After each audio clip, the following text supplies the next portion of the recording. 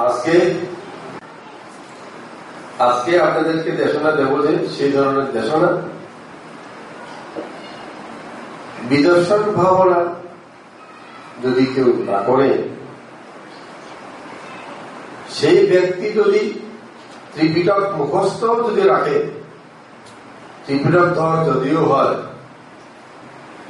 তবু বিদর্শন ভাবনার পুণ্য অভাব, পুণ্য না থাকা হেতু তিনি মার্গফল দর্শন করেন না, নির্বাণ দর্শন করেন না। এই ধরনের দেশনা আজকে আপনাদেরকে দেব। ভগবান বুদ্ধের পথিলা নামে এক শিষ্য ছিলেন, ভিক্ষু। তিনি ত্রিপিটক ধর ছিলেন। তাই তার কাছে ধর্ম শিক্ষা, ত্রিপিটক শিক্ষা নিতে আসত 10টা নিকায় থেকে হাজার হাজার শিষ্য। তিনি ভোর থেকে শুরু করে এই যে 4:30 থেকে উঠলে তখন থেকে যে পড়ানো শুরু করেন, সারাদিন সারা রাত এভাবেই ভিক্ষু শ্রমণদেরকে ধর্ম শিক্ষা দিয়ে সময় কাটান, সবকিছু জানেন। এভাবে তিনি ধর্ম পথিক এবং ত্রিপিটক ধর্ম শিক্ষাগুরু এই গৌতম বুদ্ধের সময়ে হয়েছে তা নয়, আগেও তিনি অতিসাত বুদ্ধ তখন থেকে। অর্থাৎ যদি দেখি বিপাসী বুদ্ধ, শিখি বুদ্ধ, বৈষ্ণব বুদ্ধ, কগশান্ত বুদ্ধ, কোনাগমন বুদ্ধ, কাশ্যপ বুদ্ধ, আমাদের গৌতম বুদ্ধ, 7 বুদ্ধকে তিনি পেয়েছেন। প্রত্যেক বুদ্ধের আমলেই তিনি ত্রিপিটকধর হয়েছেন, কিন্তু ধ্যান ভাবনা বিদর্শন করেন নাই। না করাতে কোন বুদ্ধের আমলে তিনি মার্গফল পান নাই, নির্বাণ পান নাই। এখন এই গৌতম বুদ্ধের সময়ও তিনি ত্রিপিটক পড়াইতেছেন, কিন্তু ধ্যান ভাবনা করেন না বলে মার্গফল পায় নাই। ভগবান বুদ্ধ তার প্রতি মহা করুণায় চিন্তা করলেন, এই পথিলাকে সম্যক সৃষ্টি করতে হবে, তার মধ্যে একটা ভাব জ্ঞান, একটা চিন্তা সৃষ্টি করতে হবে। আমি ভুল করেছি, আমাকে ভাবনা করা উচিত, এই জ্ঞান উৎপন্ন করতে হবে বলে ভগবান বুদ্ধ একটা উপায় স্থির করলেন। এই পথিলাকে ভগবান বুদ্ধ সম্যক জাগাবার জন্য সেদিন থেকে কি করলেন, পথিলা আসলেন, এই তুচ্ছ পথিলা এদিকে আসো। উঠলে তুচ্ছ পথিলা তুমি যাচ্ছ নাকি, ছয় খাইতে দেখলে তুচ্ছ পথিলা তুমি খাচ্ছ নাকি। মানে পথিলা নামের আগে তুচ্ছ একটা বিশেষণ বসাই দিলেন। বিশেষণ মানে তো গুণ, এটা গুণ নাকি, দোষ, গুণ, অবস্থা, পরিমাণ, এগুলোকে বিশেষণ বলে। এটা দোষ না গুণ? হ্যাঁ, দোষ। কিরকম দোষ? তুচ্ছ মানে কোন কাজের নয়, মূল্যহীন। এভাবে সবার সামনে তুচ্ছ যখন বলতেছেন, তখন বুদ্ধিরা চিন্তা করলেন, ভগবান বুদ্ধ কোনদিনও তার শিষ্যদেরকে হিংসা করেন না, নিন্দা করেন না, অপবাদ করেন না। তুচ্ছ কেন রাখছে আমার, নিশ্চয় আমার কোন দোষ আছে।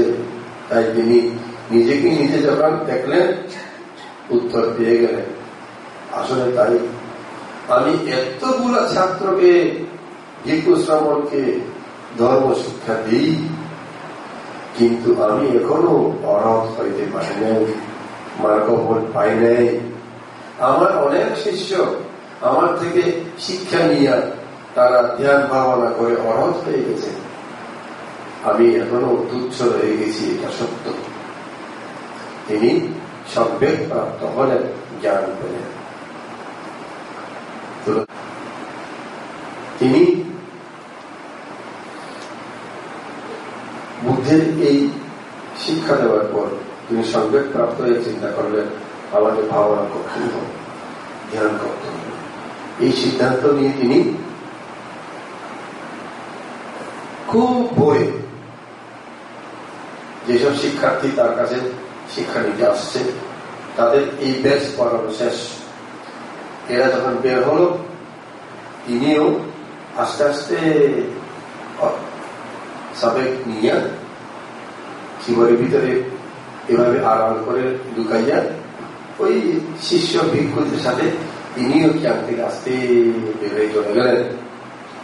তারপর নেক্সট ব্যাচ পড়বার জন্য যারা ছিল তারা তো আমাদের গুরু একটু পরেই পড়াবেন এই বলে অপেক্ষায় ছিল।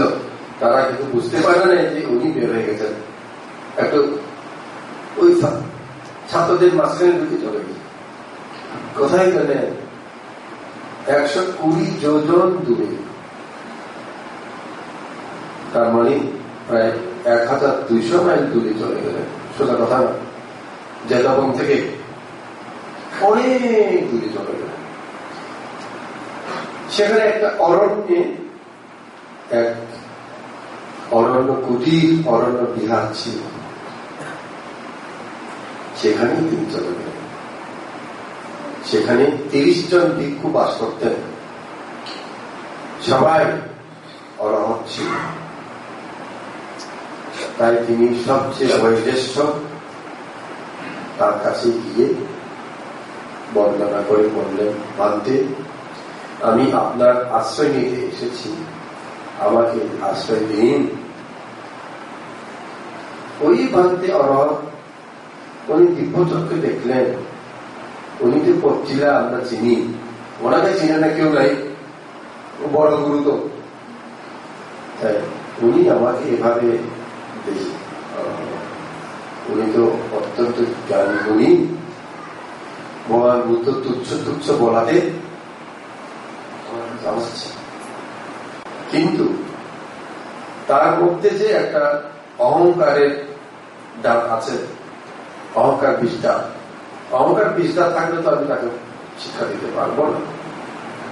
যিনি বেশি ধনী, যিনি বেশি জ্ঞানী, যিনি উচ্চ বংশ, এদের একটু অহংকার থাকে স্বাভাবিক। সুতরাং উনি যদি বেশি শিক্ষিত, বেশি জ্ঞানী, তা অহংকার থাকে। তাই অহংকারের দাঁত ভাঙাবার জন্য তিনি বলেন, ভাবতে আমি পারবো না, আপনি তো অনেক শিক্ষিত, অনেক জ্ঞানী, আরেকজনের কাছে যান। বেচারা মন খারাপ হয়ে গেল, ওনার ছোট আরেকজন আছে, ওনার কাছে গেল। তার কাছেও গিয়ে, ভাবতে আমাকে আশ্রয় দিন, আমি আশ্রয় প্রার্থনা করছি। তিনি দিব্য জ্ঞানে দেখলেন গহন বুদ্ধ এরকম বলছেন, তাই তিনি এখানে আসছেন। আমাদের সিনিয়র সবচেয়ে বড় ভাগ রেখেতে গেছেন, উনি এইভাবে পাঠিয়ে দিয়েছেন। ঠিক উনিও তখন বললেন, ভাবতে দুঃখিত, পারবো না, আপনি এত জ্ঞানী, আমাকে তো তত জ্ঞান নাই, আপনি আরেকজনের কাছে যান। বেচারা আরেকজনের কাছে গেল। এভাবে একজন বা দুইজন বা 30 জন আছে ওখানে। 29 জনের কাছে গিয়ে যখন প্রত্যাখ্যাত হলেন, মনটা কেমন হবে? তখন মনে উৎসাহ থাকবে, মনটা নরম হয়ে গেল। তার মানে ওনার বিশ্বাস ভেঙে গেল, কিন্তু উৎসাহ হারে নাই। কেন উৎসাহ হারে নাই? আমাকে মার্কা ফল পেতে হবে, নাহলে তুচ্ছ হইয়া জীবনে কোন মূল্য থাকবে না। শেষ পর্যন্ত 30 নম্বর ওই অরণ্য বিহারের সদস্য হল 7 বছর বয়সের এক শ্রমণ, তিনিও অভাব। কিন্তু শ্রমণ তখন বিছানা শুই দিয়া সেলাই করতেছিল। বিছানা সেলাই করতে দেখলেন পত্নীরা ওনার পাশে গিয়ে হাত জোর করে, সাধু জন শ্রমণ, আমাকে আপনি আশ্রয় দিন। শ্রমণ চিন্তা করছে, উনি তো পত্নীরা মনে মনে হয় শুনছি এত বড় শিক্ষিত জ্ঞানী মানুষ, আমাকে এসে সাধু জন শ্রমণ হাত জোর করে ইয়া পাচ্ছি। অরহত দিব্য জ্ঞানী দেখলো যে এই কারণটা বুঝলেন, এবং তার গুরুরা যে পাঠিয়ে দিয়েছে তার কাছে যেটা পৌঁছে এটাও তিনি বুঝলেন তার অহংকারের দাঁত ভাঙাবার জন্য। তাহলে অহংকারের দাঁত কিভাবে ভাঙাতে হবে? উনি বললেন, ঠিক আছে ভাবতে, আপনি তো বড় শিক্ষিত, বড় জ্ঞানী, আমার তো ভয় লাগে, আপনি আমার কথা শুনবেন কি শুনবেন না। না সমন, আপনি যাই বলেন, আগুনি ঝাঁপ দেবো, আমি আগুনি ঝাঁপ দিতে পারবো। তাই যদি হয় ভাবতে, ওই যে কাছে একটা পুষ্করিণী, আপনি সেখানে নামেন, এই চিবসহ। চিবসহ নামে বলার অর্থ, উনি সেদিন যে জীবন গাড়িয়ে আসছিলেন মহামূল্যবান জীবন ছিল, অনেক দামি জীবন। তাই যদি বলে আচ্ছা নামবো আর কি, জীবন খুললে হয় না, এরকম বলে কিনা? উনি কিছু বলেন না, উনি কিছুই বললেন না।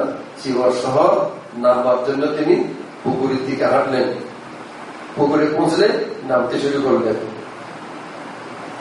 যাক, জীবন ভিড়বার আগেই শ্রমণ বললেন, ভাবতে হয়েছে হয়েছে, আপনি আগমন করুন, আগমন করুন। আপনার আমার উপদেশ আদেশ মানতে দেখে আমি খুব প্রীত হয়েছে, মানতে আপনাকে বন্দনা করি। এখানে একটা জিনিস আমি বলি, পথ্যেতা ভিক্ষু মহাজেরও শ্রমণকে নমস্কার করলো কেন? শিব কেন নমস্কার করলো? অরচেতন না? না, ভিক্ষুদের আইন আছে, ভিক্ষুদের আইন আছে কি অরথ হোক বা না হোক, তাতে তো অছোট হলে নমস্কার করতে নেই। আর ওই শ্রমণ অথবা আমার যেটা অছোট, সে অরথ হোক, আর আমি অরথ হোক বা না হোক, আমি দুশীলই বা হোক, আমার কোনো শিল নাই, তবুও আমি একদিন 1 ঘন্টা যদি তার সাথে বয়সে ওয়াদে যদি বড় হয়, তো অরথ হলে আমাকে বর্ণনা করতে হবে। এটা হচ্ছে ভিক্ষুদের নিয়ম। বুঝলি কেন বন্দনা করলো? শ্রমণ এরকম করে কি শিবুতে বাবু? শিবুতে কয়টা গুরু মানছে যে, গুরু মানছে যে, গুরু হলে প্রণাম করতেই হবে। তাই আমাদের দীক্ষা যারা নিচে কমজম সাথে বয়সে বুড়া, নমস্কার নমস্কার, বাসা ভঙ্গের নমস্কার, আগে আমাকে জিজ্ঞেস করতো কতগুলো গরু আছে। যখন আমি চাকরি করতাম, আপনি মেয়ে এই জন্য নমস্কার করছেন নাকি? আপনার সাথে বয়সে বড় তো কেন নমস্কার করবেন? তাই বললাম, আপনারা বুঝবেন না, আমার শিষ্য। আমি ভিক্ষু হওয়ার আগেই ওই বাসিয়াও দীক্ষা নিছেন।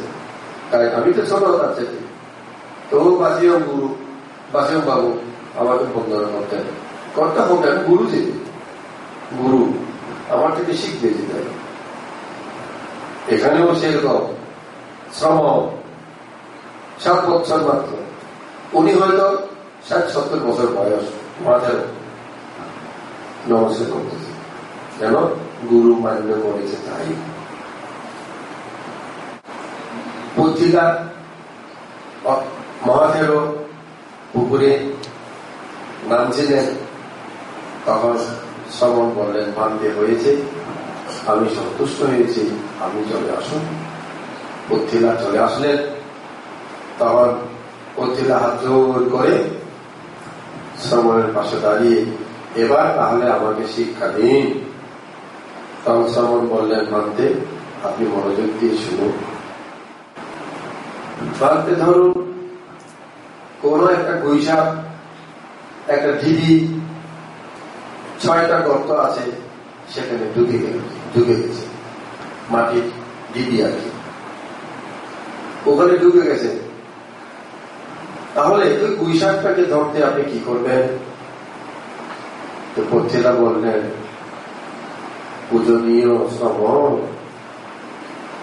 ওকে ধরতে হলে 5টা ছিদ্র, 5টা গর্ত বন্ধ করে, যে ছিদ্র দিয়ে ঢুকে গেছে ওই ছিদ্র দিয়ে ওকে খুঁজলে নিশ্চয়ই তাকে পাওয়া যাবে। অথবা ওই একটা ছিদ্রের মুখে যদি অপেক্ষা করা হয়, 5টা দিয়ে তো বের হবে না, এটা দিয়ে বের হবে, তখনই ধরে ফেলা যাবে।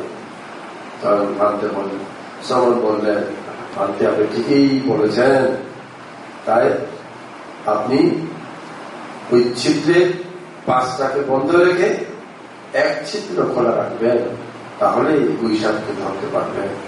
ইহাই হচ্ছে ভাবনা পদ্ধতি। মহাথেরও পথিলা বললেন, বুঝছি সমল, আমি বুঝছি। জীবনবাবু কি বলছেন? পথিলা বুঝছে, আপনি বুঝছেননি? বলেন কি বুঝছেন?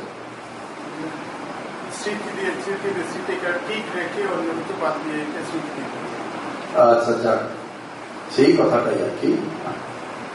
আপনারা যারা ধ্যান করতেছেন এখন, আমার এখানে 2 মাস পার হয়ে গেল, আগেও করেছেন, যে বিদর্শন সাতিপাঠার যে ধ্যান আপনারা করেন, এই ধ্যান করার সময় আপনারা কি স্মৃতি দেন? শ্বাসতান্ত্রিক সাক্ষী স্মৃতি দেন, তাই না? শ্বাসতান্ত্রিক স্মৃতি দিতে দিতে যদি আপনার শরীরের কোন অংশে যদি চুলকানি হয়, ঝিনঝিন হয়, ব্যথা হয়, তখন আপনি বলবেন কি করব? তখন কি করেন? ওই ঝিনঝিন ব্যথা লাগে যেখানে, সেখানেই স্মৃতি দেন। তখন শ্বাস প্রশ্বাস তান্ত্রিক স্মৃতি রাখা হয় কিনা? তখন রাখা হয় না, কারণ বৈশাখটা ওই করতে চলে গেছে। তাই এই গর্ত বন্ধ করো। কোন গর্ত? যে গর্তে আমি অপেক্ষা করছিলাম, শ্বাস টানছি ছাড়ছি, এই গর্ত বন্ধ করে ওই গর্তে চলে যাবেন আপনি। কোন গর্ত? ঝিনঝিন করছে যে শরীরে, ওখান থেকে অপেক্ষা করবেন। হঠাৎ ধ্যান করতে করতে এদিক দিয়ে মাইকে, আগামীকাল শুক্রবার মাইকিং করবো, কানে বাজলো, কি করবো বলতে? শুনছি বলবেন, শ্বাস প্রশ্বাসও টানবেন, শুনছি বলবেন, তা হয় না। তাহলে 2টা ছিদ্র খোলা হয়ে গেলে বৈশাখ এদিকে না এদিকে পারে যাবে। তাই একটা মাত্র খোলা রাখতে হবে, ওদিকেই ধরতে হবে। তাহলে আবার শুনলেন, শুনছি বলবেন, ওই মুহূর্তে শ্বাস প্রশ্বাস স্মৃতি নাই, শ্বাস প্রশ্বাসের আর স্মৃতি রাখেন না, আনাপানাতে আর স্মৃতি নাই। এইভাবে শরীরে যেখানে যাহাই উৎপন্ন হোক না কেন, সেখানেই স্মৃতি দিতে হবে, অন্যগুলো বন্ধ। তাই 6টা দরজা, চোখ, নাক, কান, মুখ, জিহ্বা, ত্বক, মন, এই 6টা দরজাতে আমাদের বিভিন্ন বৈশাখ ঢুকতেছে। কি বৈশাখ? চোখ দিয়ে দেখলে ভালো লাগে, তৃষ্ণা, কান দিয়ে শুনলে মজা লাগে, তাও তৃষ্ণা, সব তৃষ্ণা ঢুকতেছে। এই তৃষ্ণা বৈশাখটাকে ধরতে হবে। যদি না ধরি, এই বৈশাখটা ভিতরেই থাকবে। জন্ম জন্মান্তর আমাদের শরীরে এই ধরনের তৃষ্ণা বৈশাখকে বসবাস করে আসছে, বংশবৃদ্ধি হয়ে গেছে, 1টা না 2টা না অনেক। তাই এবার তাদেরকে ধরতে হবে, এই তৃষ্ণাকে নির্মূল করতে হবে। তাহলে তৃষ্ণা যেদিক দিয়ে ঢুকবে ওদিকেই স্মৃতি দিতে হবে। ইহাই সাতিপাঠান, ইহাই বিদর্শন। এভাবে যদি বিদর্শন স্মৃতি চর্চা করেন, তা আমাদের শরীরে এবং মনে যাহাই উৎপন্ন হবে তাহাই আমি জানবো, আমার অজান্তে কিছুই হবে না। তাহলে লোকদেশ মোহ আমার শরীরে বংশ বিস্তার করতে পারে না। এটাই বলতে সময় পথিলা মহাদেব বুঝছেন, কারণ সমরকে ধন্যবাদ দিয়া তিনি ধ্যান করতে চলেন। পথিলাকে যখন শিক্ষা দিল শ্রবণ, পথিলা সেই শিক্ষা নিয়ে অরণ্যে চলে গেলেন। সেখানে তিনি এক মনে এক ধ্যানে বসলেন।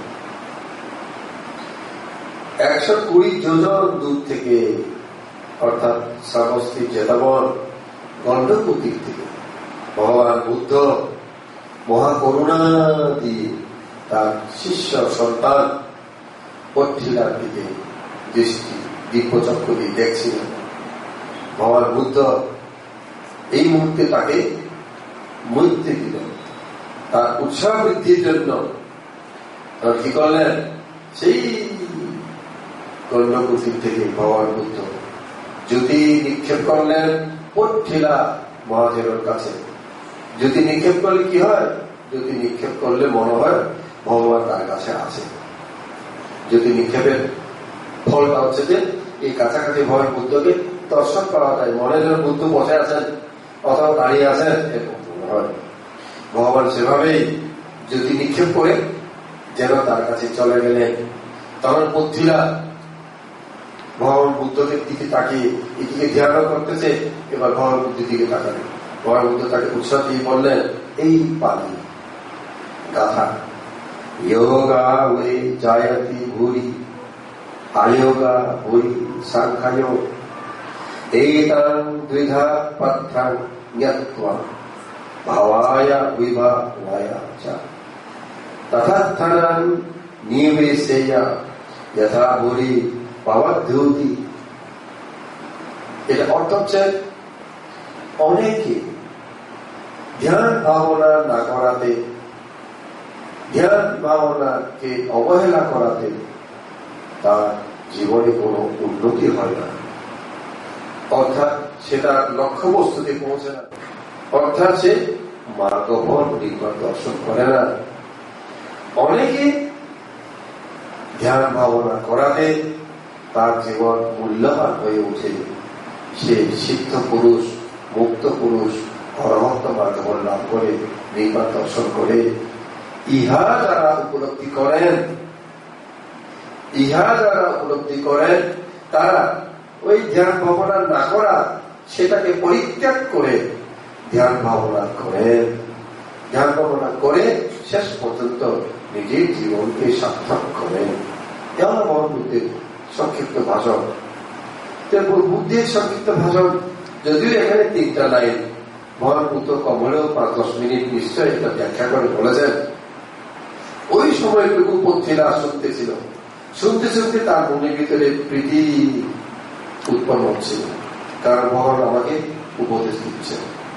ভগবান বুদ্ধের কথা শুনতে শুনতে প্রীতি যখন উৎপন্ন হলো তখন তার বিদর্শন জ্ঞানও তার মাথায় আস্তে আস্তে ঢুকলো।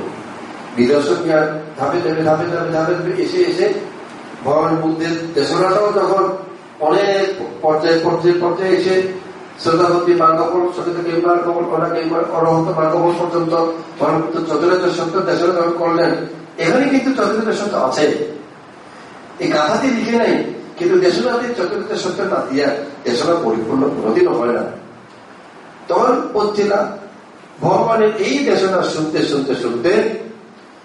তার অতীতের মানবীর ফল, বর্তমান তার সেই বীর্য ধারণের ফল এবং গৌতম ভগবান বুদ্ধের সেই মহাকরুণা, এই 3টা মিলে তার চিত্তে প্রীতি থেকে প্রশান্তি, প্রশান্তি থেকে বিদর্শন জ্ঞান, বিদর্শন জ্ঞান থেকে ধাপে সংস্কার উপেক্ষা জ্ঞান, সংস্কার উপেক্ষা জ্ঞান থেকে শ্রদ্ধাপত্তি মার্গফল, সুকৃতগামী মার্গফল, অরহত্ত মার্গফল লাভ করলেন।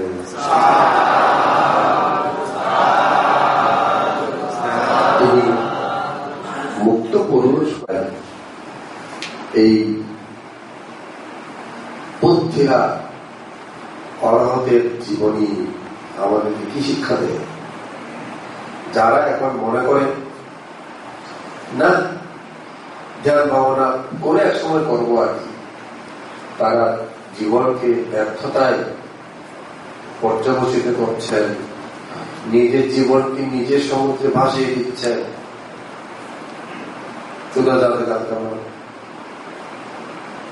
থেকে আপনাদের শিখতে হবে যে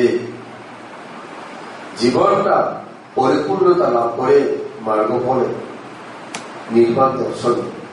তার নির্বাণ দর্শন কখন হবে? ধ্যান ভাবনা করলে হবে।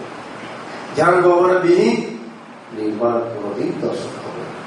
পথিরা 7 বুদ্ধের সাক্ষাৎ পেয়ে যান।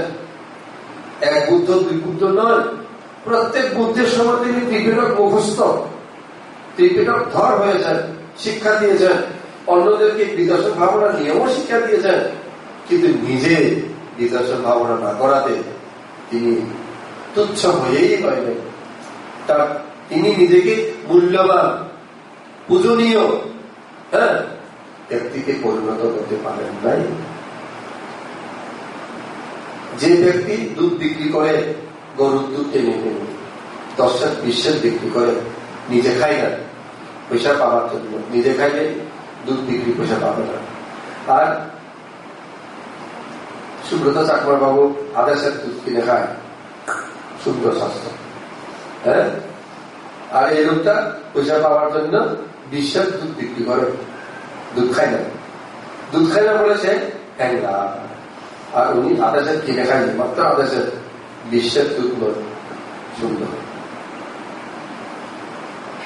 চামচ তরি তরকারি রান্না করলে, মাছ মাংস রান্না করলে কত কিছু করি, চামচ নিয়ে খাই। দেখেন মেয়েরা একটু জিব্বাতে একটু করে তোলাতে জিব্বা কি বলে, টক হয়েছে, ঝাল হয়েছে, ভালো হয়েছে, খারাপ হয়েছে, খুব সুস্বাদু হয়েছে, জিব্বা সব বলতে পারে।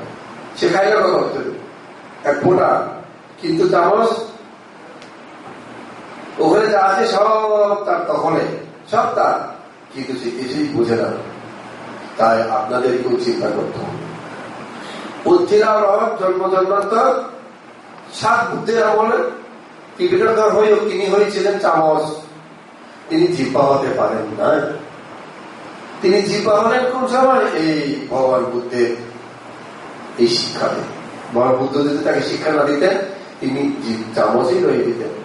তাই আপনারাও যদি চামচই থেকে যেতে চান, তাহলে চামচই থাকবেন, নির্বাণ দর্শন কোনদিন হবে না। এই জন্য এই ত্রিপিটক মুখস্থ করে একেবারে আপনারা যতই জানুন, যতই শিখুন, ভাবনা যদি না করেন কিছুই হবে না। তাই চামচের জীবন পরিত্যাগ করে জিহ্বা হওয়ার চেষ্টা করুন। হ্যাঁ, আর চামচ হয়ে থাকবেন না, জিহ্বা হন। এই শিক্ষাটা দিচ্ছি। অর্থাৎ যতটুকু শিক্ষা করেছেন, যতটুকু জেনেছেন, ধর্ম যতটুকু শিখেছেন, ওটুকু থাক, ক্ষতি নেই। কম শিখলেও ক্ষতি নেই, বেশি শিখতে হবে এমন কথা নয়। কম শিখেও যদি আপনি ধ্যান ভাবনা বিদর্শন যদি করেন, তাহলে জীবনে পরিপূর্ণতা আসলে আপনি অর্হত হবেন যে কোনো এক জন্ম। বুদ্ধিরা 7 বুদ্ধের আমল থেকে ভাবনা করেন বলে ভাবনার বীজ, বিদর্শনের সেই পারণে বীজ নাই বলে এই জন্মেও সহজে হতে পারছিল না। ভগবান বুদ্ধের মতো গুরু যদি তার পাশে না থাকতে হইতো না। তাই আপনাদের প্রতি আমি এই মৈত্রী প্রদর্শন, এই মৈত্রী দিচ্ছি।